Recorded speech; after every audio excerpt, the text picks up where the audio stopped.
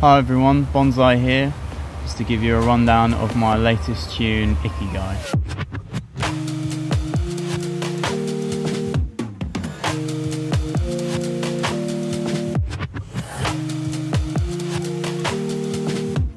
The idea of Ikigai came from the same name of the Japanese teaching.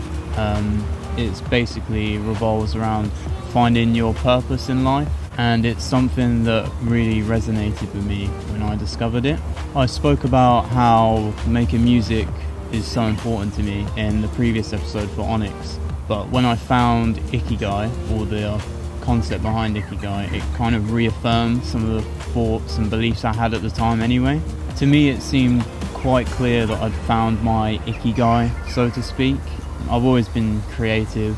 I make all the artworks, the music videos. I've always played instruments ever since I was a kid. But actually producing music always seemed like the most fulfilling of all of them to me. When you're in a really good flow and you're excited about the music you're working on, it's an incredible feeling that I haven't experienced with other forms of art, really. It's the kind of feeling that resonates throughout other aspects of your life, and I've noticed through the years that depending on how well my music is going and how productive I feel, usually correlates with my mood normally. When something is that important to you and has that much of an impact on your life, I think it's extremely important. And for me it feels like my duty to better myself as a musician. A lot of people don't get as lucky to find something that they enjoy so much.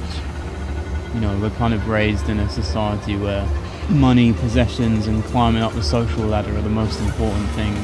But really when you find that one thing that resonates with you, your attention, goals and beliefs shift to the point where none of that stuff really matters anymore. All that matters now, or at least for me, is continuing to have the drive to push myself to make music that represents me as an individual. Everyone's unique, everyone has a story to tell, and for me I just do it through music. Ikigai was actually in the works for about 2 years. I had these two separate beats that were completely different.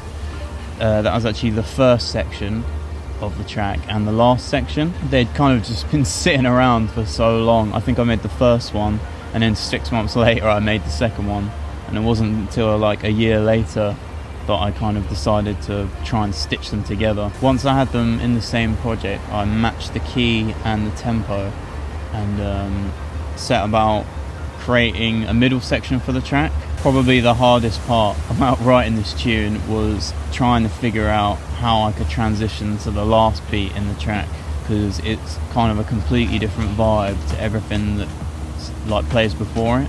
But I really wanted to push myself to make it work.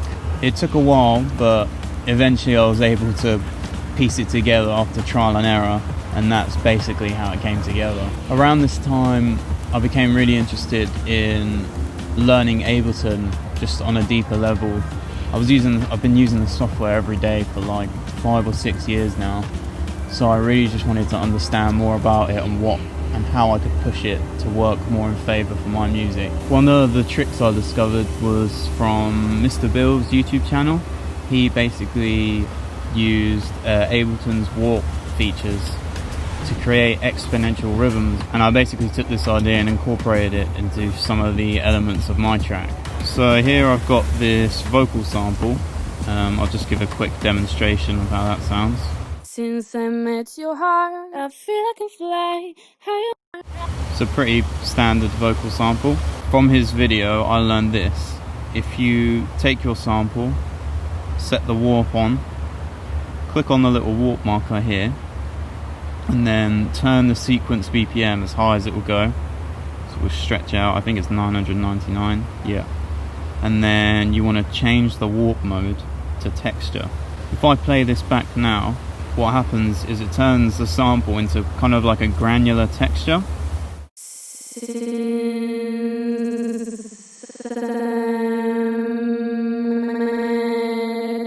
And then you can mess around with the grain size and the flux to kind of automate how it sounds and really glitch it out.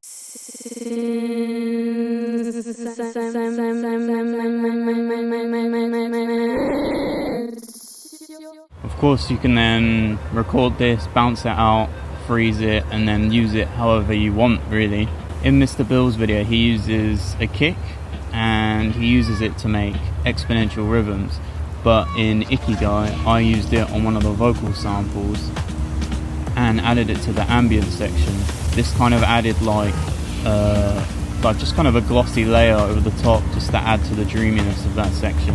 And that's my rundown of the history behind Ikigai. Again, feel free to message me on Instagram and let me know what you think of the track with a comment below.